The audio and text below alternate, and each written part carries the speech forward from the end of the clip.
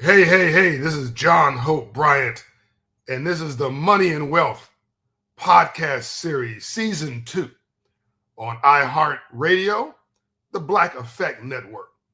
I want to thank you all for making this one of the top 30 entrepreneurship podcasts in America and one of the top 100 for business and one of the top 5% of all podcasts out there, period. We are breaking down and making real the entrepreneurship opportunity and the opportunity economy. We are acknowledging you as part of the aspiration generation. And we are never taking you for granted. You are brilliant. You are amazing. You are talented. But no one ever told you how capitalism works. No one ever told you how free enterprise works. There's no seminar or classes for that in school unless you were got lucky and raised by wealthy parents. So it's what you don't know that's killing you, but you think you know. So we're going to step by step, week by week, unpack the mystery. This week, you're going to get a double barrel, beautiful surprise. On the one hand, we're going to talk about institutional investing.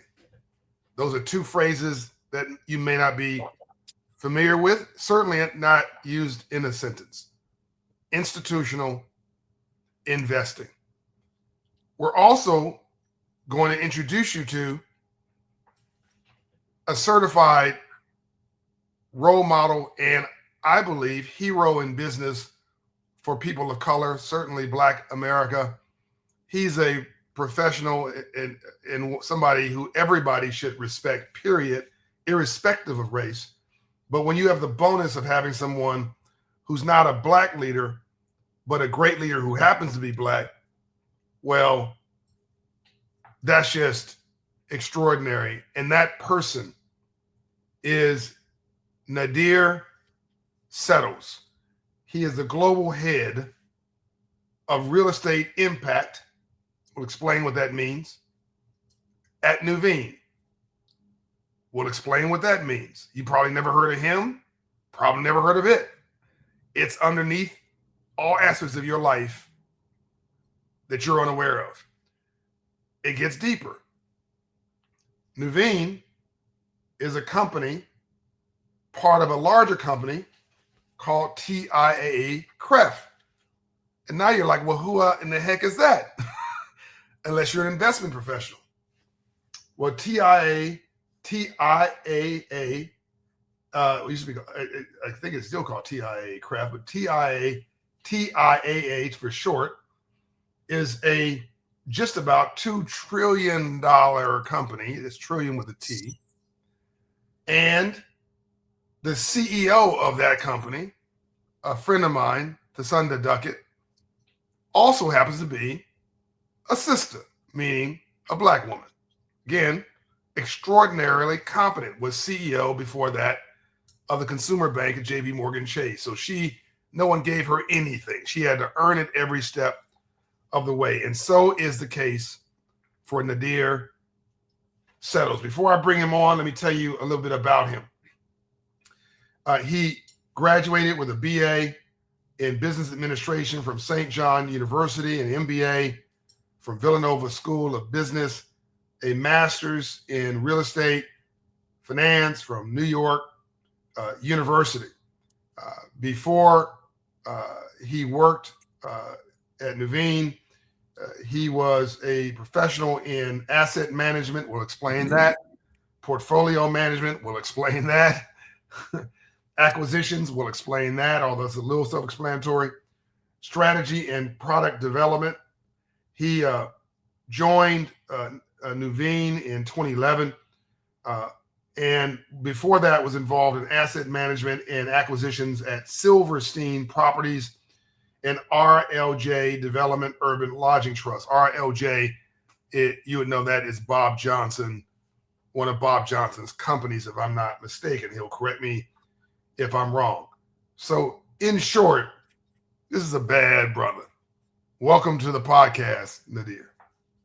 Hey, John, thank you for having me. Thank you to your audience. I think this is an important topic and appreciate all you're doing to bring the education, right? The education helps us to then go after and try to find and identify those opportunities that can help to again improve our wealth positioning. So thanks for all you're doing, brother.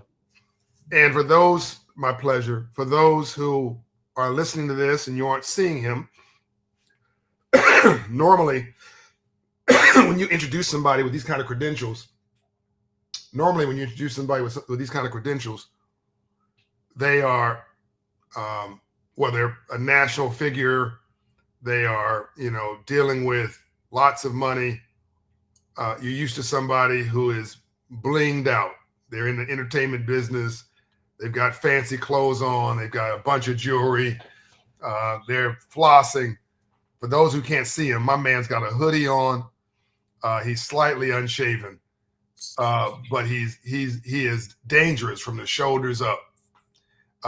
He's reasonably comfortable in his own skin. I know him because he's a friend. I can say that. No one's comfortable in their own skin. We're all a little insecure, all of us, including me. But in fact, courage is nothing more than your faith reaching through your fear, displaying yourself as action in your life. Courage is nothing more than your faith reaching through your fear, displaying itself as action in your life. In order to be Nadair Settles, you got to be courageous. In order to be me, you got to be courageous. He is courageous. He is real. He is a good guy. He's a good man, and he is reasonably comfortable in his own skin, which is why he doesn't need to wear his credentials on his arm or around his neck. Why am I saying this? Because he manages $8 billion in assets. Drop the mic. All right. For hopefully anybody driving a car didn't swerve off the road. You didn't hit a ditch. You didn't hit a bump and your phone fell. You didn't fall out your seat. I didn't say $50,000 or $500,000 or 5 million or 8 million or 10 million, or I didn't say 800 million. That would be impressive. I said he manages $8 billion. U.S. currency, not Mexican pesos, U.S. currency. And my man is rocking, end of the day, as he's had meetings all day, a hoodie and a barely shaved face because he's been working all day, is my guess. And most of that stuff, people don't see him.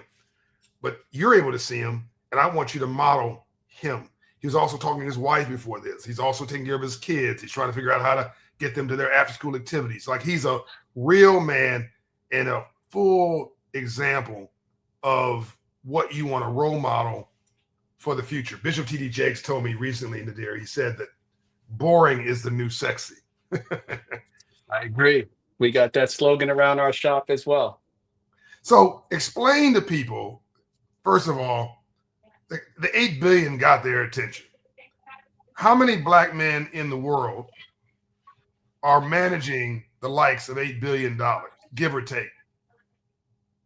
I mean, it's well, one, thank you for the kind words, John. And two, it's not that African Americans can't manage 8 billion or we don't have the competency to do it, right? We just haven't been given the access and opportunity to go ahead and manage 8 billion. So, yes, today I'm an exception, but there were people that paved the way before me. And to your point, hopefully I'm paving the way by the way I'm conducting myself as a businessman in the investment arena. That's going to pave the way for more diversity to come and manage even more money than I'm managing today. But when you look at today, it's actually a disgrace. It's right. It's not something we could be proud of. You got Robert Johnson, you got Robert Smith, you have and they're managing more than 8 billion actually. But I'm just saying, for folks that are even at that level, there's probably a couple of other investment managers, maybe even managing $1 billion that are diversified. And so Mhm. let's even just lower the bar to say a billion. A billion is very qualified, very Sure. credible, and it's not enough of us even managing $1 billion, and it's not due to our competency, right? It's due access isn't given out equally. And so, right now there's a handful of folks that are managing $1 billion, and we got to continue to perform. Performance is everything. Doesn't matter if you're black, white. Performance is everything, right? And as we continue to perform, people will look at that and say, I don't care that Nadir was black. Yes, I acknowledge he's black. That's visible, but he performs. And then when we perform, we'll continue to not only open the door, but kick the door open for all of our people behind us to be able to come in and have people have confidence that it's not about DEI and I'm giving some concession to a job. It's that no, these applicants that are coming behind them, they're qualified and they can manage this money. So let me tell the audience how I met Nadair to this point. So I was in Switzerland, as I recall. I was heading to the World Economic Forum for their annual Davos meeting. I think I was speaking. I was speaking and heading to my speaking venue, and I was on the phone with a friend from a major consulting firm who was helping my team then at the Promise Homes Company. I sold the company since, but at that point I was principal owner and chairman of the Promise Homes Company and founder, and we were trying to access additional capital to grow that company. And this gentleman, Caucasian, very powerful, at this major consulting firm, wanted to introduce me to someone who could help. And my team had already been talking to someone at this company, but he's like, no, John, you got to meet the boss. And I was like, okay, well, that's cool. And he said his name is Nadair Settles. And I thought that was an interesting name. And I made the presumption wrongly that it was from the Middle East. It was some sheik or something like that. And part of some royal family or something, who knows. But I said, fine, great. I'd be happy to talk to him. And he put me in touch with Nadair, I think, by email. And Nadair was very responsive, very gracious. We did not end up doing business with Naveen. In other words, Naveen never wrote a check to the Promise Homes Company. But we built a nice friendship, a wonderful friendship, actually, and a bond and a relationship, which is even more important. Naveen's done well. Promise Homes did well. I did well. All good. But the real richness was in my awakening that here was a black man sitting on top of an $8 billion pool of funds, and nobody knew him. Not nobody. I mean, people in the Wall Street and investment communities knew him well, like this gentleman who introduced me to him. But the average everyday person didn't know him. My community didn't know him. And I thought, wow, what an inspiration, right? And he made it clear, you get no breaks because you're black, right? You got to come at this right. He didn't say that. He didn't have to say it, but it was clear. I'm going to give you a shot. I'm going to open the door for you. You got to walk through, and my team has to buy into what you're saying. And that's exactly the right answer. That's exactly what was supposed to happen. And too many of us feel that you get some extra advantage because it may be a black person talking to a black person or a Latino person talking to a Latino person or whatever. No, you just get a shot to show out and show up, or show up and show out. But you got to deliver, as he just said. So I'm letting you behind the sheets, behind the curtain, to see how relationship capital works and how the mechanics of investment works beyond your brokerage account, beyond your 401k account, beyond you trading stocks. Or people hear about investment, thinking about Bitcoin, all kind of things. I'm talking about a very sophisticated version of investment, and he's about to show you some game in the next, let's say, 30 minutes. I'm going to do very little talking other than queuing him up for questions. You tell all your friends to come around the radio, come around the phone, come around the TV, Listen, open your. God gave you 2 ears and 1 mouth, so you listen twice as much as you talk. He's about to give you a bunch of game for none 99, which means you're not paying a dime for this. I want you to listen. I want you to absorb it. This guy is tight, right, and smart. By the way, you're also related, we found, to someone who actually they do know. This audience would know, which is somebody who's done a lot, given a lot of good information and helped to pioneer mainstream financial literacy advocacy. One of your relatives, right? That's right. Rashad Bilal in the Earn Your Leisure group. Is what to you? My cousin. Can't make this up. Fir- First cousin. Coincidence is God's way of remaining anonymous. Yep. Okay, so I'm going to back into your background. And I'll say one thing, and I just want to, because I don't want to lose that just for the audience and whatever they decide to do.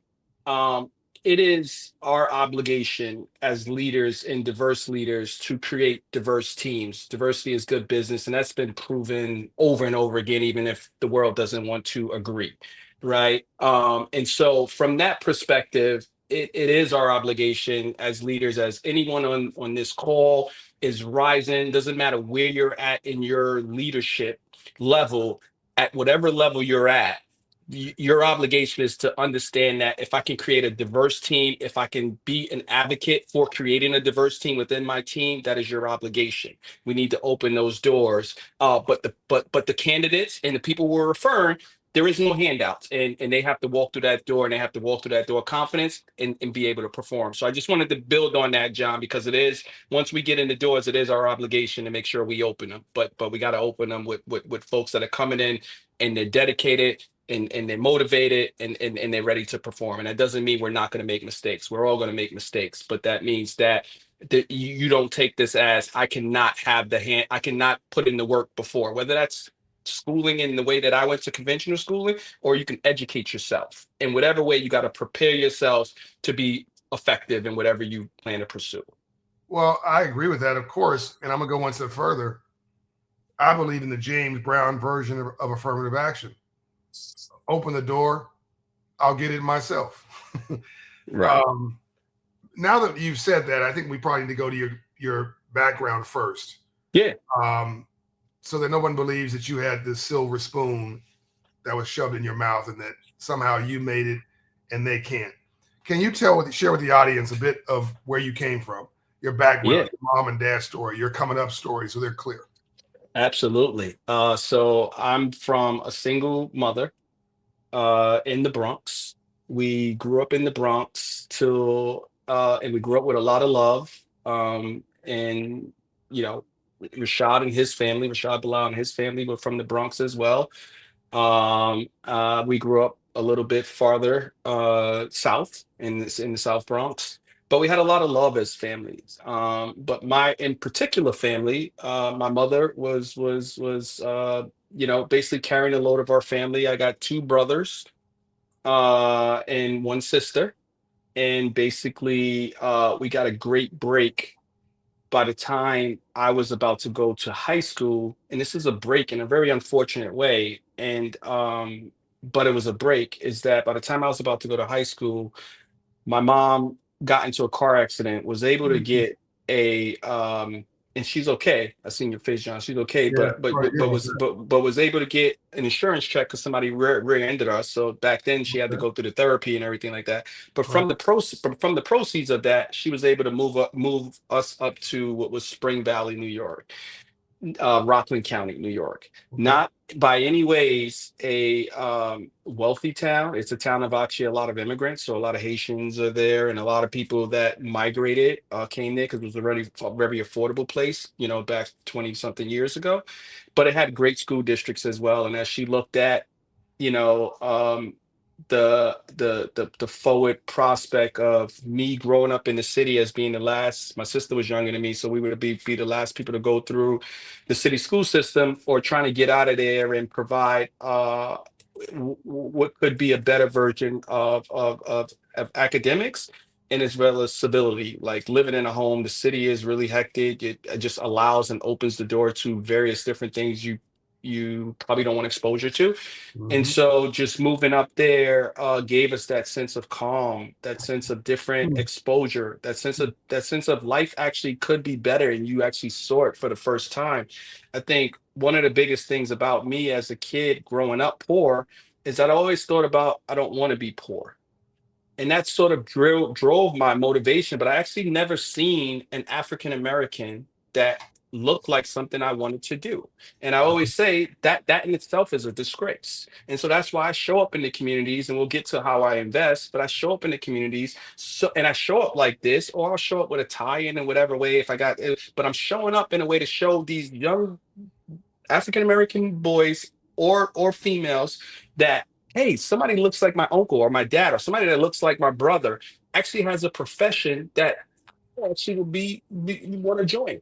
If and it helped to educate them on what is institutional real estate, and we'll talk a little bit about that. But I'll tell you, when I came up, I never seen a African American male that looked had a job that I was like, oh, I wanted to do. Now, when I moved to the suburbs, I actually did. Now I don't know what those African American men did, but I actually seen people in in clothes that I thought was like, wow, I would like to, understand what this person does. So that was the benefit of moving to the suburbs. It was sort of this access and this ability to be able to take my dreams and merge them with reality and say, oh, this is real. Like, people live in these homes, and this is what this looks like.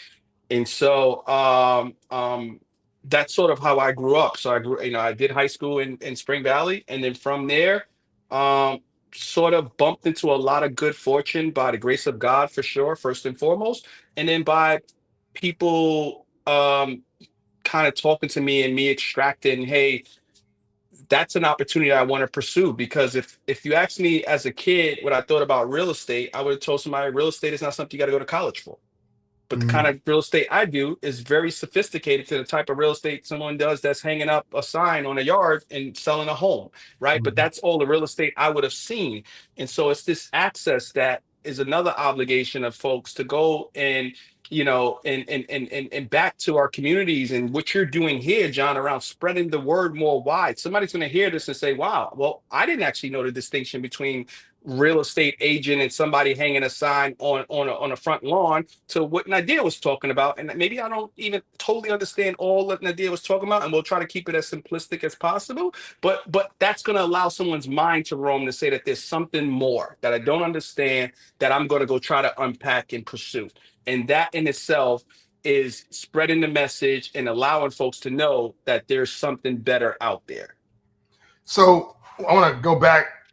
Great summary of your background. I want to go back a little bit to a decision your mom made. Single mom, single parent household. So no one thinks that this guy had it made. He grew up in an underserved area, and mom got into an accident. Nobody wishes that on anybody. She survived, got an insurance payment, and she had a decision to make: go floss this money off, go shopping, go traveling the world, blow it, whatever. Or let me move my kids out of this neighborhood to another neighborhood. And I assume, but I may be wrong, she bought a house. That's She right. did buy a house. Yeah, I didn't know that. Just making the assumption. Yes, she bought a house with the proceeds. And what I want the audience to hear was that choice was very intentional. A wealthy neighborhood, a well-to-do neighborhood, a middle-class neighborhood, starts with really middle class and goes from here, are quiet. Poor neighborhoods are noisy. I want the audience to think about that. A poor neighborhood is noisy. It's distracting. It's got your head spinning. You're always looking. Your head's on the swivel. You're looking over your shoulder. You're full of anxiety. You can't focus on your dreams. You're too busy trying to save your life. But when you move to these suburbs, any kind of middle class or upscale neighborhood, oh, they're very quiet. Wealthy people love quiet. Rich people love quiet. So they can think, so they can process, so they can dream. And that's not obvious to somebody. I just wanted to make it plain that the mother made a move that was actually very elegant and very sophisticated and was transformational for her family and for this young man. It put him in a place where he could dream. 100%, John. Like the and you know what? In the my mom was always actually very without she never had any financial training by sort of formal education. Went to, she didn't go to Let's give your college, mother some love. What's her name? but Cynthia Settles. There we go. Um Cynthia and Settle. but she just was very businesslike, and it was just some things are in folks, and she was very um disciplined around thinking about I think looking around the corner around things that will add to the family's nest egg, to say. I wouldn't even say we created a whole bunch of wealth, but that was a way to create wealth for sure around this household. So by no means did we moved into a very middle class neighborhood. Yeah. It was very much civilized in the Bronx for sure. But it still was people where my mom had to work, 2 and 3 jobs. And then when she got a really good job at the group home, the group home is a 24-hour operation. So there was times my mom literally worked 18 hours. She worked as much overtime, and just her eyes couldn't hold up anymore. Came home to sleep and then go back at it again. Right. Wow. And that's what it took to sustain the family and to sustain the household, and everything like that. But what was important in that, and I didn't realize that so much later, because you're right, she could have took those proceeds and just moved up to Spring Valley and reaped the same benefits of the access to the good schools and the civility. But she went and did everything she could to own a home. And Yes. that was a conscious decision that I didn't realize actually till much later. But that was just her, from like what she had pulled together with her own wherewithal, not necessarily talking to, not necessarily something that was formally given to her around, hey, I'm gonna create wealth with this, like, to that intentional decision. Not only I'm gonna move my kids to Rockland, Yeah. but I'm also gonna purchase this home, and I'm gonna do whatever it takes to sustain this home, so then I ultimately create wealth out of this home, off this check that I was just fortunate to be living still and get.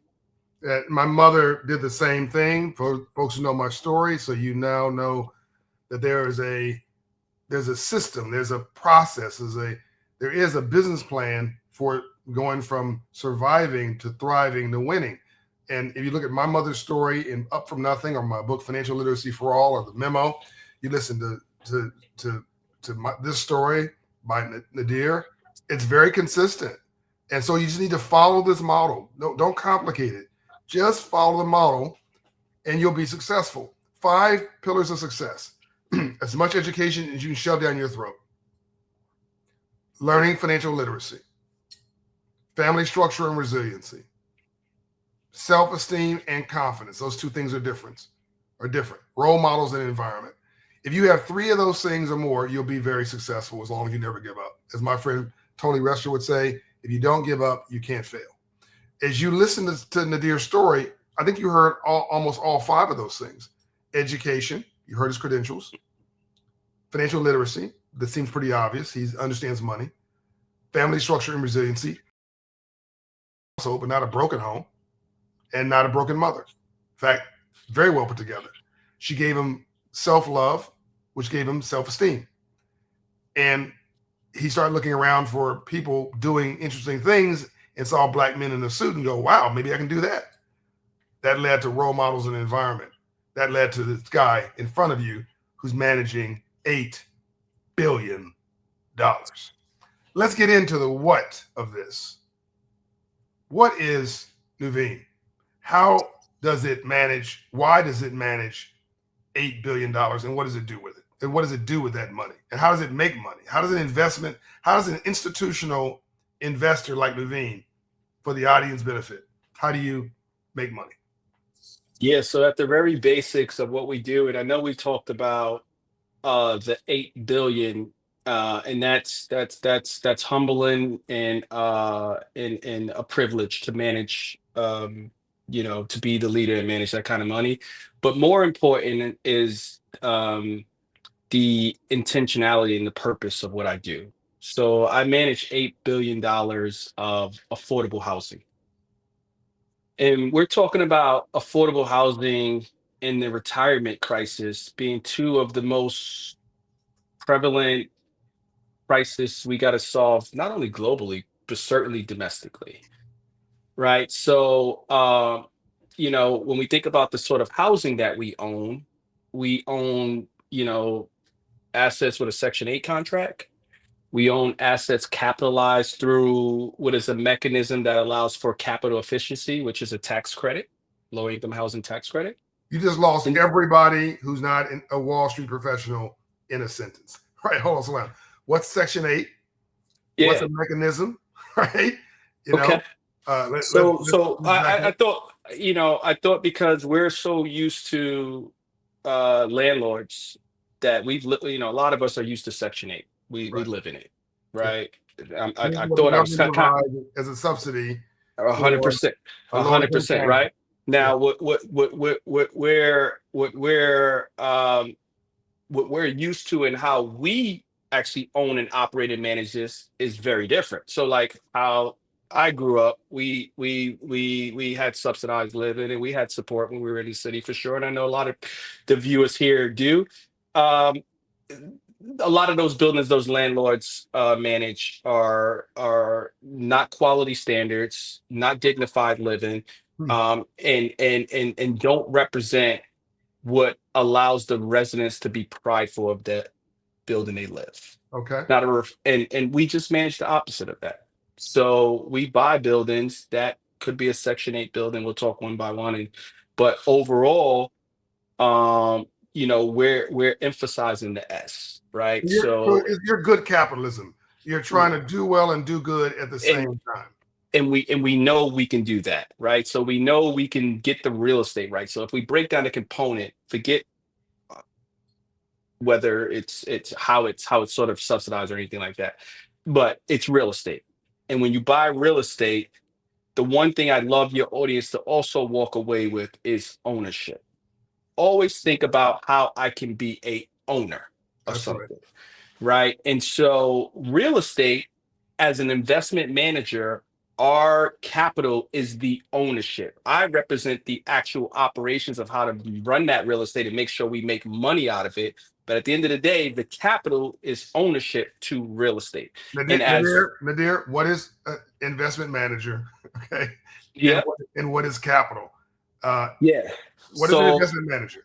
so the investment manager is going to get paid a fee by, let's call capital being a pension fund, any Right. pension fund. Everybody here has some form of a retirement 401k savings, or right? pension. So Mhm. yeah, right. So that's why I say some form of retirement. So just think about your retirement provider.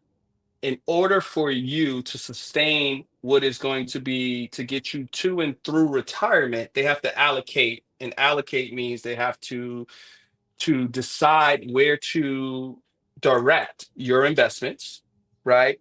And so that person that's your retirement provider, they're figuring out, okay, what's your age, how much should be directed to stocks, to bonds, and to what we call alternative investments. And That's it. within alternatives investments, there's real estate, Yep. there's infrastructure, Yep. there's agriculture, there's a number of different, there's private credit, there's a number of different investments within alternative investments. And we could do another segment on breaking down all this kind of stuff. But then I fall in alternative investments as a real estate alternative investment manager Right. for Short version, everybody, your your money that you get for your retirement through whatever retirement vehicle you have, the returns that come from that are in part because there's an investment manager that's been entrusted with that money or part of that money, like Nadir, like the son of Duckett, who takes that money and invests it in prudent, smart things, gets a return from that that's more than the cost of their capital. Capital is debt and equity, by the way. Both debt and equity are forms of capital. And they take a little fee for managing that. And they return a large return to their investor. And the core investor in this example is you. So he's right. investing your money. If you're a teacher, there's a good chance he's investing your money. It's pretty That's cool. right. That's right. Yeah. That's right. And then we invest across various different through affordable housing. And I won't even go into the different segments, but I will say is our affordable housing largely is directed at those that are make 60% or below the area median income. So And to put for the average so working class person. yeah, exactly. Exactly. So this is our what we own is truly for the audience here. We don't, within Nuveen more broadly, we're a diversified real estate investment manager. And so we have stuff that are luxury, but for what my book of what I own of 8 billion in real estate and manage is truly for the average working class person. That's where as a nation we're falling very short of providing the right affordable housing for them. And the book, for those people who again, I don't want anybody to think, oh my God, I don't understand what these acronyms. A book is a portfolio. It is literally a book, a portfolio of assets. So portfolio book, same thing, but a book might consist of several portfolios. So his book of business, all the investments he's made. So they out of the 8 billion, maybe he's invested, I'm making this out, 7 billion. You don't want a lot of money sitting around not earning money on money. So now we decide we've explained you, we've explained the what. Let's get into a little bit into the how and the where. So Yeah. you're national. By the way, the reason that they didn't invest in my then company, that I'd sold the company since, but it wasn't that he didn't like me. It wasn't that his people didn't like me. They were not at that time investing in single family residential rentals. They were doing multifamily. And his bread and butter is multifamily. So I couldn't take that personal. And to the extent they weren't doing it at that time. So it wasn't their core business. And the timing was wrong. So it was not personal to me. Don't take business personal. It's just business. Business is a gladiator sport. But the gift I got was he and I got to have 3 or 4 lunches together, breakfasts together over time. One time was at this little dumpy restaurant under a bridge on a Saturday morning. You remember that? Mm-hmm. In Harlem. In Harlem. I love that. It was fantastic. I knew that he was a real dude after that. All right. Yeah. So when you find an investment, let's get into a transaction that you can talk about. You found an investment, you underwrote it, which means you did the analysis of whether you want to invest in it. You did an analysis of the management team that was bringing that investment to you to see whether they were credible. You wanted to make sure they had the experience. So one thing on that is I'll just take you through that process. So we actually own, operate, and manage everything ourselves. So we're fully vertically integrated. We're vertically integrated. For everybody that wants to know what that means, we're not disintermediated from our operating partners. So, right, like we're not just the ownership group that then is, to the point John was making, trying to find a day-to-day operator to make day-to-day decisions. We're making day-to-day decisions. By the way, there's another reason why they didn't do a deal with me, because I'm an operator, and they weren't making outside. I just got this just now. Like, they weren't making outside capital allocations. They were like, everything that we manage, we own. Yeah. Yeah, that's cool. Yeah. Okay. And we think that's the best way to execute on the two-pronged strategy. One is, at the end of the day, we're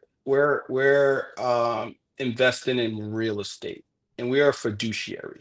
Right. And so when we go through that process, nobody knows what a fiduciary is. Oh yeah. Yeah. So we are. So yeah. Let me break that down. I forgot. So we are to make the best decision on behalf of the people invested in us, and the best decision will always be right, and that will always be to make sure that we're not taking any concessions on return, and we're getting the best risk adjusted return.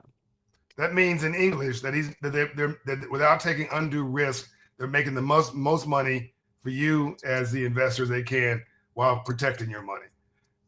Right. And go ahead. And then so with that, we approach the business then as a 550 person team. And then from the real estate side, and then I'll get into the intentionality of the double bottom line. But from the real estate side, we have everything. So when we go into DD, we have our own construction team. We have our own property management. On the construction side, we're a GC, a general contractor, as well as we provide project oversight. We have our own development team. We have our own security team. We go into tough neighborhoods sometime, and we're not afraid of that. We change communities, and make sure that any community that we are operating in, that there's a quality of life there that will not be compromised. We Yeah. have asset management. So asset management is the folks that are actually day to day the strategy, looking after the assets. I'll call them the CEO of the asset. Yeah. We have the underwriters, right? So John talked about acquisition and the underwriter, and that seems pretty self-explanatory, but those are the folks that are actually underwriting the deal, understanding what the returns are, putting together the cash flow models so that we can discuss, are we getting the best risk adjusted return, and really walk through what are the risks of these various different deals that we see. And we also have a impact measurement and management, and that sort of takes me to what is like the double bottom line of how we invest and how we really view affordable housing as you're intentionally transforming communities, right? And this transformation creates greater economic integration. So you cannot separate affordable housing from economic development to me. As you build density, as you build security and ensure housing stability at at an affordable price, right? So today, you got many Americans paying 50 and 80%, especially in New York City where I'm at, of their net take home pay for rent. Well, how much more can you do with that? Right? But if you can create this affordability, you can create, economic participation, because people can go and spend money in their neighborhoods. Also, what we want to make sure we try to create in the neighborhoods that we go in is people to participate. If we're doing large developments, we want to figure out how do we get these entrepreneurs and to be able to Attendant. participate in the barbershop. How do we do that, right? So we are really intentional about what we can do within the four walls, right? How do you make sure that your building management systems are efficient, your building is very sustainable, it's energy efficient, you can maybe tap into renewables, that's all good. But then we want to be the catalyst for how do we create this community that can thrive as we're making these investments. How do you emphasize the S? A lot of times I tell folks we're not an ESG integration group, right? Like we're a real estate investment group, but the reason why we just don't call ourselves affordable housing and we call ourselves impact, you see my title, impact investing, because we do emphasize the S and we think about that in every. What do you mean by the S? And then I want to get into an actual deal that so people can get their hands around this. So it's not Yeah, like esoteric. yeah, What is the S you yeah. keep talking about? So the S, when you hear about environmental, social, and governance, right? Like everybody has leaned too much. When you think about real estate and ESG, everybody has leaned too much into the E because it's easy. It's the sustainability side. It's how do I create the lowest carbon footprint for building the buildings, operating buildings, and things like that. And it's easy to do. But when you start to lean into the Solar S, panels. Yeah. a lot of people start to feel like, hey, what does that mean? It's a little bit more of a commitment. It's a little bit more More complicated. intentional. All right. And so we do a lot of that. Right. And we'll get into some examples as a part of complementary to a deal. But when we're doing that, we're focusing on things like exactly what we're doing here. Right. Like financial literacy. And you and I talked about, between what you do from the financial literacy, how do we maybe set up little outposts in maybe some of our buildings, and that's still something Right. that we're discussing, right? So like financial literacy, education, job training, we're doing, healthcare is a big issue in the Black community and underserved communities, and people's zip codes has determined how long they live, and that shouldn't happen either. So we're focusing on health and wellness, right? On different ways for people to understand, hey, why buy that soda when you can take that same amount of money and save that and see how much you save by not killing yourself with diabetes, right? So it's these kind of things, and that's just an easy example. We got real sophistication around this, but we've seen the digital divide happen, right? And so how do we go and work with the various different? We've seen this very prevalent during COVID. How do we go work with the various different internet service providers to provide free Wi-Fi into some of our buildings and things like that? So that's the stuff that we do from a really intentional way to be able to create what is ultimately, and this is very bespoke. So we own senior, buildings that you have to be 62 or older to qualify, or families where you got to have a family and you qualify for it. In any event, we make sure that the services we provide are very intentional, around ensuring that those residents are benefiting and becoming a better version of themselves as we're the landlord involved in this investment, because it is an investment. So let's get in 15 minutes. I want to get into some details. We got 15 minutes left of just give or take. Let's get into one or two deals so people can get their hands around an actual project. Yeah.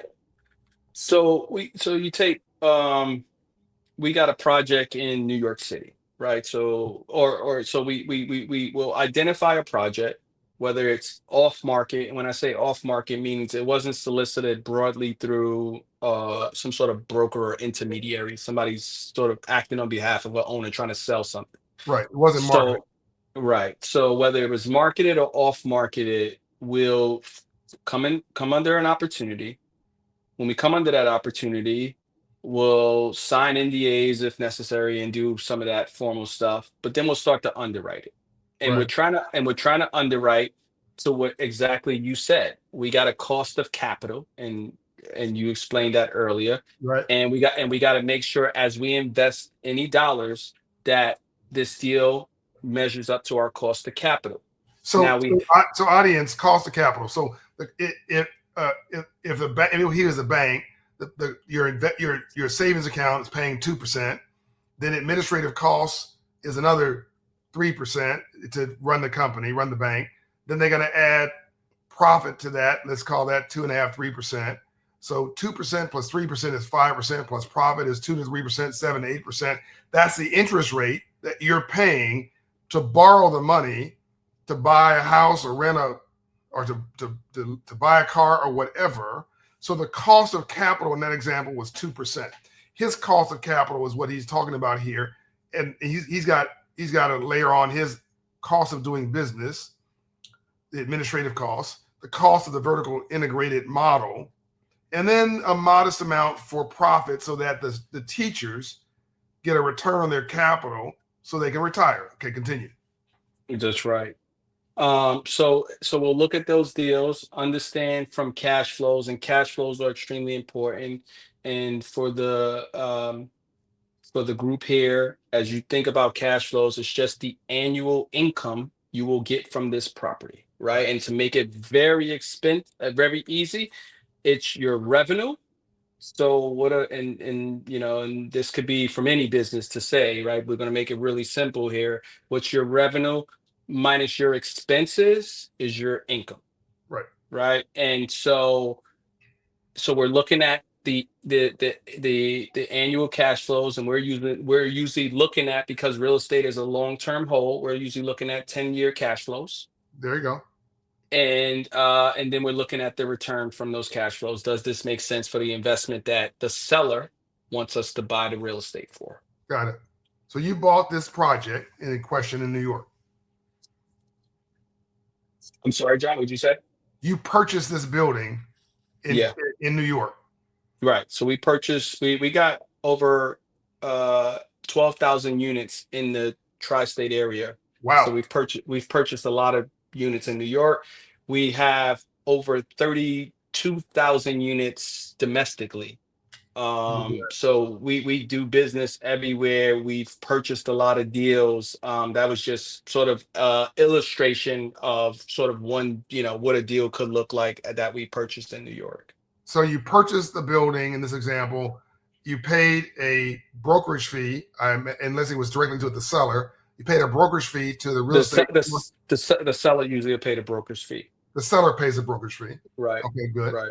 And there's a commercial broker involved with that. The seller paid that brokerage fee, so they didn't have to pay it. So the pensioners didn't have to pay for that. You guys did an underwriting of that transaction. How long did the consideration period take before you made a decision? So after you really get going, let's say from start to finish, and let's put aside the fact that these deals are largely regulated deals. So there is an approval process that is from the housing authorities and so forth, like New York City Housing Authority or something like that. because these are deed restricted. Let's put that aside because then the time frame could get a little longer. But let's just say if we, from start of identifying the opportunity to no complexity around approval from any regulating authority, we can get a deal closed and call it 120 days. Wow, that's pretty fast. Yeah. That's 4 months from start to Yeah. finish. Yeah. It could be 4 months. It could be a year. But It could be exactly. That's why I didn't want to go to what normally just because you're going through various regulatory approvals, it can easily be 6 months or longer. But just typically, if everything worked our way, you can from evaluating and first getting the opportunity to closing could be 4 months. So I want to cut to the chase. I want to leave a little room for you to give advice about if somebody wants to become a you, how do they do it? And I want you to think about advice you give to people, the steps they could take in 5 years to become a you. But on this deal, someone listening to this is going, okay, they're buying a building that already exists. And after 4 months to 8 months or 12 months, they now own that building. They've given the capital to the seller. No one knows, like there's no new owner sign on the side of the building. No one really knows that Nuveen now owns this building. Somebody might be saying here, what's the big deal? Why does it matter whether they own the building or the former owner owns the building? Of course, I know the answer, but why don't you educate people about why it is important of who owns that building? Yeah, so we do acknowledge that there's been a management change. We don't put Nuveen as the owner or anything like that.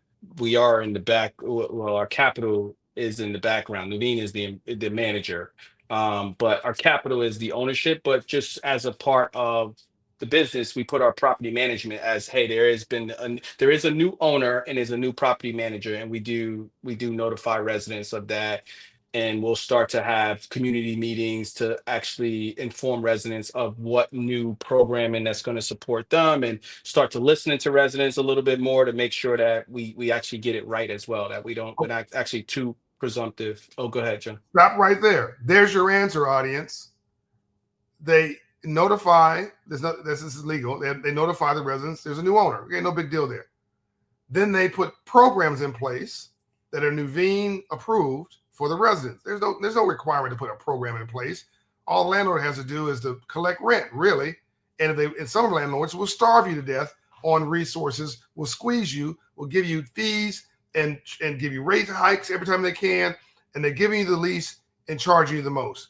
They're going to put programs in place. And hold on, what did he say? We're going to meet with the residents. They want to hear what you have to say. Okay, now you're starting to see the Nuveen difference, the Nadair settles difference. This is why it matters who's in charge. This is why having people in this example of color who are really overly qualified to do this job, could be doing something else, but to have them in charge, they're going to be more sensitive to you because they are you. They came from where you came from, and he remembers his environment. So it's so it resonates with me so much that you say that, John, because I often say, when I walk our communities, is I look at some of those residents and like, that's my uncle. That's right. That's my brother. That's right. Right. And we do, and I have to ensure that we're investing and operating our assets in a way that is making a profit for sure. Right. So that's why it's very you won't intentional. have a job. Exactly. So it's not like I'm looking at this person and saying, oh, okay, that's my brother, so let's go and do something that makes no sense, no business sense. I'm not saying that. It's just the fact that actually is where the purpose driven of what myself and our whole team does, is that we underwrite it. We're constantly out there talking to various different nonprofits, trying to understand how we can coordinate with them, because they actually got a mission. They actually have capital. Sometimes they just don't have a population. We're doing the work, and that's where, as a leadership team, we're helping to drive that, and that's where that's meaningful to me, because I know any building that we're own, there is going to be an improvement in the resident's life 100%. That's right. Not only just from the housing that they're living in that we're going to improve, but That's right. also from the services and how we touch them personally. That's right. And that part, when I'm walking our communities, when it does hit me and it resonates, that could be my uncle, that could be my grandma, that could be my mom. I know that we've done the responsible way of approaching the business to ensure that our residents are taken care of. So it's personal to you, not just professional. Right. And I think that kind of transitions to when you say what advice I would offer folks. Yes. The first advice I would offer folks is don't chase money. Boom. And I know that, and I'm gonna contextualize that a little bit, but I know people are like, oh well, yeah, like You're talking people about that have money. people that have money, they like always tell people not to chase money, and I'm not somebody that comes from money. And I also always say this, which is going to be second to me first saying don't chase money. Reason why I tell whoever's listening to this, and this is why I say prepare yourself. Prepare yourself for whatever you want to do and don't chase money. Because when you have talent, people will pay you for that talent and you'll make the money you're supposed to make. And you And won't have so to ask. don't chase money. Go prepare yourself. And so so go prepare yourself for what you want to be. And the only way to prepare yourself for what you want to be is go find what you're passionate about. So that's That's my right. other connection. So kids coming out of school saying, "Nadia, like, how'd you end up in real estate and do this and that?" I kept seeking things and asking questions until I found something that I could be passionate about. And I was passionate about real estate. And then now I'm even more passionate about what I'm doing in real estate today. But I always was passionate about real estate. I love being an owner. I love investing. I love figuring out how to fix a building up and sell it and make money. So that was always a passion to me. And so with that, I went to all these schools and tried to become better as a business person, as a finance person. I spent hours just trying to look at models and understand. And you know what? It never, ever dawned on me that it could be 11 o'clock some nights and I'm still doing this and I'm not even getting paid for it because I loved it and I was passionate about it. And it goes to the great Kobe Bryant, right? Kobe said he'd be practicing while folks was coming in from partying. And that wasn't because Kobe wasn't already wealthy. It was because he was passionate about being great at what he was doing. And guess what? To him, that wasn't work. That's right. Like other folks that are practicing basketball or they're at work. When I'm at practice, I'm at work. To Kobe, it was the pursuit of being great because he was passionate. So that's what I tell folks first. Go find whatever you are passionate about. And then from there, I guarantee you will make money because you will get that good. You won't even know you're getting that good because you're just driving. You're getting That's paid right. sometime doing it, and you're not getting paid sometimes doing it. But the culmination of that is you're getting better at whatever it is you're pursuing. And then someday somebody's going to turn around and say, this person got great skills, and you're going to make a lot of money from that. That's right. Boom. Drop the mic. I mean, the reality is you should try to figure out what you'd be willing to do for free. What would you be willing to do for free? If money was not an issue, would you do this because you love it? There's your answer. That's right. That's right. And so that's what I tell everybody, right? Like we got to prepare ourselves. We got to continue to educate ourselves. We can't get left behind in what is it's a service orientated, it's a higher intellectual economy. So we got to continue to do that. But while we're doing that, just because you started in economics and now you're like, wow, I want to shift to business, like be willing to make that pivot to continue to find what you're passionate about. And then once you find that, you're going to go so hard at that you are going to build so much skills, and that is going to be a life you enjoy because you're getting paid, to your point, John, for doing something where you're like, I do this for free. That's right. I'm going to leave with where I started. I'm going to end where I started. And coincidence, Andrew Young quote, coincidence is God's way of remaining anonymous. I didn't know where he was going to go in this conversation. And I didn't know why I mentioned this, but I mentioned it and I knew it was purposeful and it would make sense. I mentioned something odd, that we have not actually done business together yet. We don't have a transaction that we've done yet. We had several lunches, a few dinners. I've flown into New York. He's flown to Atlanta. So we spent money. We looked at a transaction a couple times. Just didn't work. We tried. He put me in the room. I put him in my room. Didn't work out. But I would have done that for free. In fact, I did it more for free. I paid for it. I mean, literally paid for it. It cost me to have lunch. It cost me to have dinner. It cost me to fly in. But it was wonderful because I got to know him. because the relationship was authentic. It was about him and about us becoming friends and getting to know each other and really being genuinely interested in his rise and his success and the success of Nuveen in this example. And then while we stopped talking about doing business commercially, he said, well, what about this Operation Hope thing? This is your philanthropy. Maybe we can do some financial literacy for our residents. And we're still talking about that. That may take a while, or may not happen. That's fine too. But we didn't come with a transaction. We didn't come with our hand out. We came with our heart out. It wasn't about what we had to get, it's what we have to give. And at the end of the day, he said, what did he say? Essentially, what would you do if you're just doing this for free? What would you do? What are you passionate about? And we were passionate about that relationship. And we're friends to this day. And we became friends, oddly, because of potential business transactions. A lot of times people have a friendship that leads to a business transaction. We had the opposite, a business proposition that didn't happen that led to a friendship. And then I wanted the audience just to know who this great man was.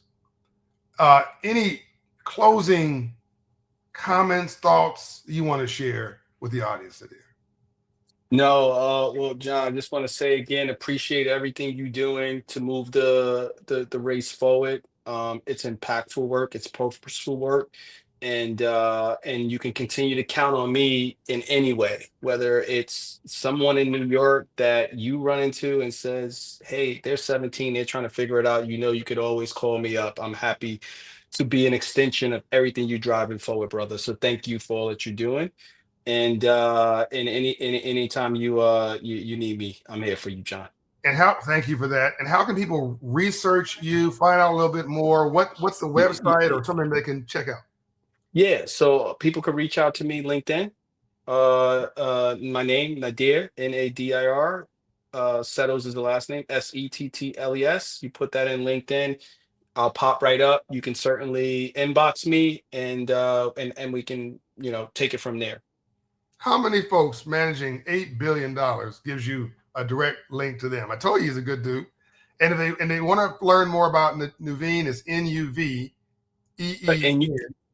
That's right. If you want to learn more about Nuveen, you're into financial services, you can go to Nuveen, NUVEEN.com, and you'll see that we're a diversified asset manager of about 1.2, 1.3 trillion on any given day. Woo. And as you click through that, you'll see our broader real estate portfolio. We're the fifth largest real estate investment manager.